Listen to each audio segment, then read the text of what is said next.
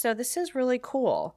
And I was like, oh, I guess I need a beer opener to open this. So I haven't even opened it yet because I really wanted to taste it right when it was open just to see the level of peppy fizziness that might be there. So let's see how we do with this. Ooh, nice fizz in there. It smells like yeasty melon.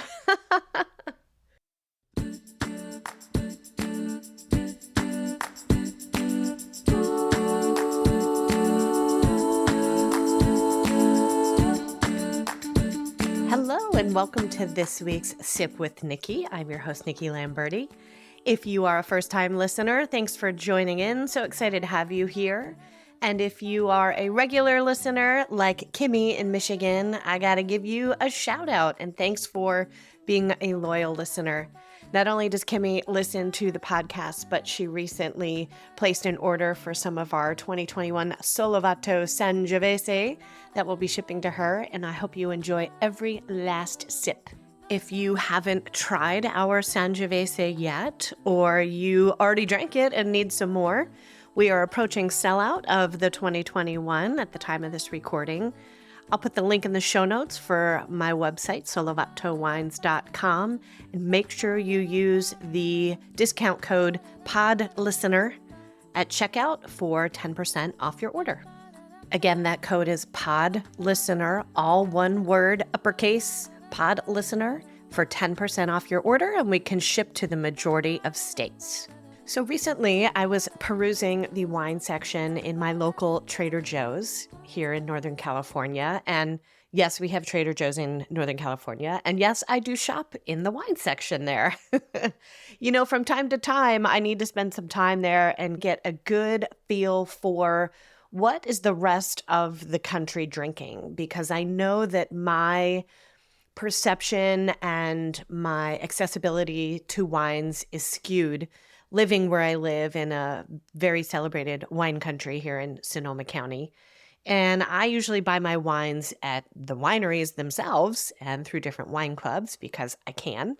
But I know that that is not always the case for most of you as wine drinkers. So I wanted to see what was going on in Trader Joe's, what's on the shelves, what's popular, what are those beautiful end caps with all that gorgeous lettering. Can we just talk about the Trader Joe's signs and lettering, how beautiful they are?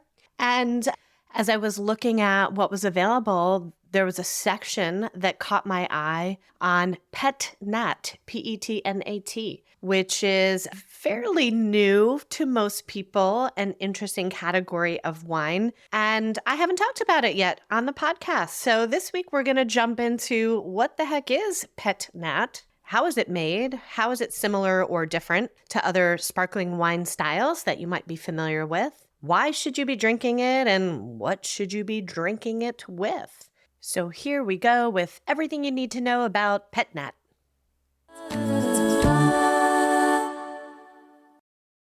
So if you heard the very first episode of Sip with Nikki last winter, it was Dan Richer, who is owner of Razza Pizza in Jersey City, and also the author of the New York Times bestselling Joy of Pizza, aka Our Pizza Bible.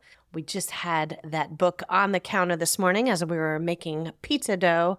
And by the way, if you didn't listen to that very first episode, make sure you put it in your queue. Go back and listen to it. It's fantastic. And he will give you some awesome tips on how to elevate your at-home pizza making, which is something that we love to do. When I was talking to Chef Dan about his favorite wine and pizza pairings, he mentioned Pét Nat. And I've heard from a few people since that episode has had many, many listens that people are not familiar with that. So I thought it'd be a great time to focus in on this category of sparkling wine that we affectionately refer to as Pét Nat, P-E-T-N-A-T. In French, the actual pronunciation is Pétillant Naturel. Thank you to Google Translate for pronouncing that. It looks like Pétillant Natural, but we're going to call it Pét Nat because that's what all the cool kids are calling it. So what exactly is Pét Nat? Well, it is a sparkling wine that's made from a very ancient traditional method that is actually the original method of making sparkling wine, older than the more traditional champagne method that many of us are familiar with. With this method that dates back to somewhere in the 1500s in the Loire Valley in France, they basically start the primary fermentation, which is creating alcohol, and that's how all wine starts, but then stop that process partially through and then move the wine, usually from a tank that it's fermenting in, into a bottle. And then the fermentation finishes in the bottle. And as you may know from some previous episode, fermentation creates CO2 bubbles. It's a natural byproduct of the fermentation process. So if you are letting that process happen in the bottle, that's how you get sparkling wine. Now, the difference between that method ancestral that makes Pét Nat and the method champenois, the traditional champagne method, is the traditional champagne method. The wine goes through two separate fermentations. It finishes a first initial fermentation outside of the bottle. Then the wine is moved in the bottle, and then you basically add a solution that has sugar in it and close it. And then the secondary fermentation's happening in the bottle, which is creating the bubbles. So that's the biggest difference between the two. For Pét Nat, it's only one fermentation and it just gets stopped halfway through. How does it get stopped? Temperature. So yeast are very sensitive to temperature. So if the temperature cools below a favorable rate during fermentation, essentially the yeast die and it will arrest or stop the fermentation. And it's believed that this process came to be just by a result of natural temperature changes in ambient temperature. So back in the 1500s, when they were making wine, there was no temperature control and regulation and things like that. So if you were fermenting wine and the temperature got cold, moving into the fall and the winter, then naturally your fermentation would stop. And then as things would warm up in the spring, it would restart. So that is believed to be how this process was discovered. And now, of course, we can duplicate it with technology and, lowering temperature and raising temperature. So Pét Nat is a category of wine. So you could go into a well-stocked wine shop and they may actually have a section of Pét Nats. And some would believe that Pét Nat is a category within the larger natural wine category. Now, I'm going to do a whole separate episode on natural wine because it's a question that comes up a lot. And believe it or not, I am still formulating my opinion and trying to gather some good information on the natural wine topic. I will tell you that I recently had a natural wine here from California, and it was weird and undrinkable. Now, I'm not going to generalize that to the whole category, but there's just a lot of misinformation, and there's actually not a real and true definition of natural wine. But you may hear people talk about interchangeably with Pét Nat, as we're talking about today. And that's because usually to make Pét Nat, you don't add yeast or inoculate, which is a very common thing that most winemakers will do. That's what I do when I make my wine. I've selected a strain of yeast that's been identified for specific characteristics and good for certain type of grapes. And in order to make Pét Nat, you would do a natural fermentation, meaning you wouldn't add any yeast. You would just let the natural yeast that exists sort of in the environment take hold of the wine and start fermentation. Not unlike if you started a sourdough starter during COVID, like Michael and I did. We've got Gladys. She's now 4 years old. The way that you start that is you literally set on the counter your flour, water, and eventually just the native yeast that exists in your home and your kitchen and the air takes on and starts that fermentation. So same type of thing is with native fermentation, and that's how most Pét Nats are made. And now a word from our sponsor. AmericanOliveFarmer.com is a business and a website owned and operated by my friend Liz Tagami and her husband Donald. They live up in Corning, California, and I recently had Liz on the podcast where we got to taste some of her delicious olive oils, both the Arbequina and Ascalano varieties, and they're grown and made right here in California. Well, the oils were really just the tip of the iceberg because if you check out her website, you'll see that they import gorgeous balsamic vinegar from Modena. In fact, one of them uses 3 of my favorite Italian wine grapes as the base of the vinegar, Trebbiano, Lambrusco, and Sangiovese. I can't say that without singing. And while on their website, if you sign up to stay in touch, you'll receive their newsletter and you'll get the fantastic recipes that Liz and Donald have created using their beautiful products. I'm so excited to introduce all of you to American Olive Farmer, and Liz has kindly created a discount code for our listeners. Use the code SIPWithNikki, capital S, capital W, and capital N, SIPWithNikki, for $10 off your order, and that can be anything from the site, whether it's delicious olive oils, vinegars, or even gifts. I mean, you can send someone an olive tree as a gift. How cool is that? Check out AmericanOliveFarmer.com and support this fantastic, small, California-based, woman-led business. You can even set up an olive oil subscription. Go, check it out. You're welcome. And now, back to our show. And then it's often sealed with like a beer cap or a crown cap rather than the traditional cork with the wire cage over it. So it's kind of streamlined and trendy looking, but the purpose, of course, is that cap is keeping the pressure within the bottle. And typically they're going to have lower alcohols, maybe 11, 12%. They may be cloudy because not only have they not been filtered, but there's just, there's a lot of sediment in there, and that is believed to contribute to the sort of fine, creamy texture that people love about Pét Nat. And the, quote, electric freshness, I can't take credit for that, but that is what one producer talks about as the texture of their wine that makes it really great with food.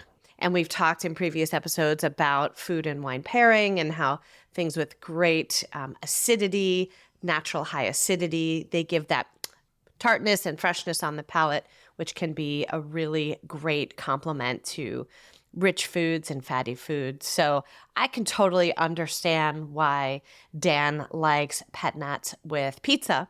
Also because they're generally like a little bit lighter. And, even though they're sparkling, it's usually a softer fizz, a softer sparkle than a traditional champagne. So it's just gentle and has a really appealing texture to it. So now it's time for our Sip Spotlight. Sip Spotlight.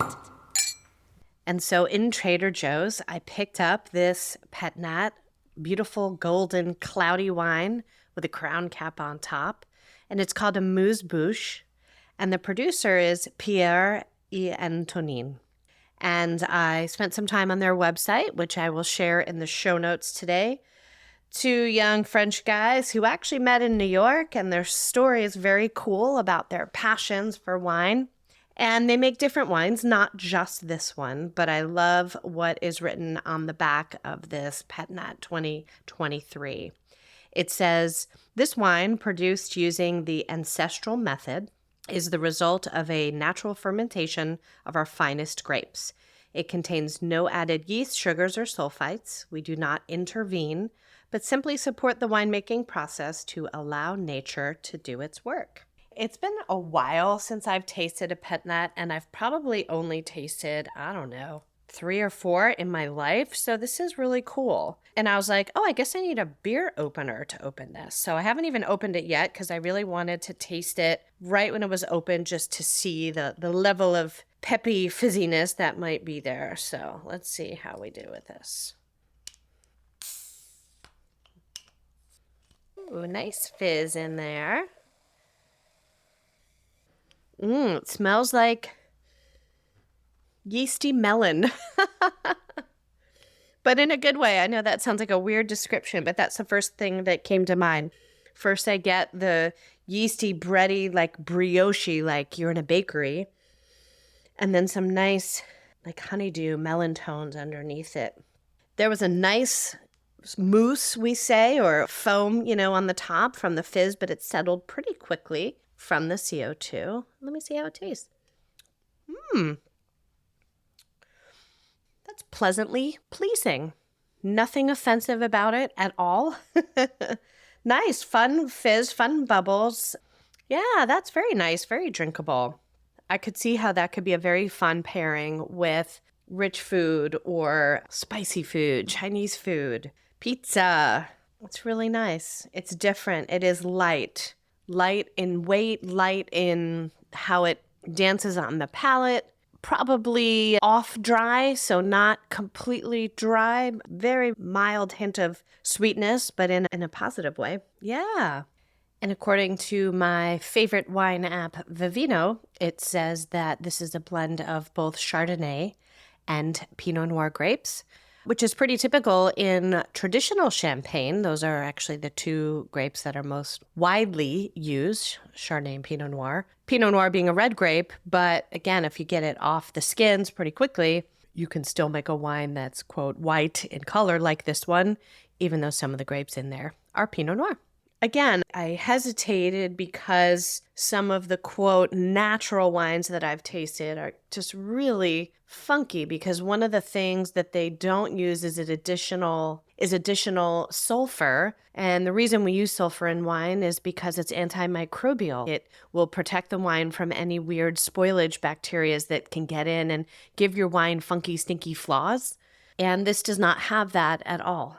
This is really nice. I am excited about my Trader Joe's find, and I would definitely give this thumbs up for sure, especially at the price point, which was about $13. So again, I'll put the link in the show notes so you can check it out, but pleasantly surprised. I think I need to taste more of these Pét Nats and report out to you, because it's really gaining in popularity. And it's interesting because I live and work and make wine in a pretty traditional wine market, right? Where we make premium wines, big rich reds, things sealed with corks, aged for 2 years. I mean, that's what Napa and Sonoma are typically known for. But I know that this is a category that is gaining in popularity, especially with the younger wine drinkers. So I owed it to me and to you to try it. And I have to say, yum, like it. I would definitely buy it again.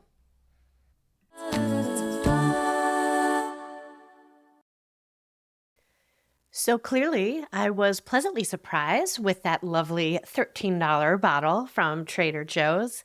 Congrats to the winemakers. And again, I'm going to put the link in the show notes so you can learn a little bit more from their website and go find it at your local Trader Joe's.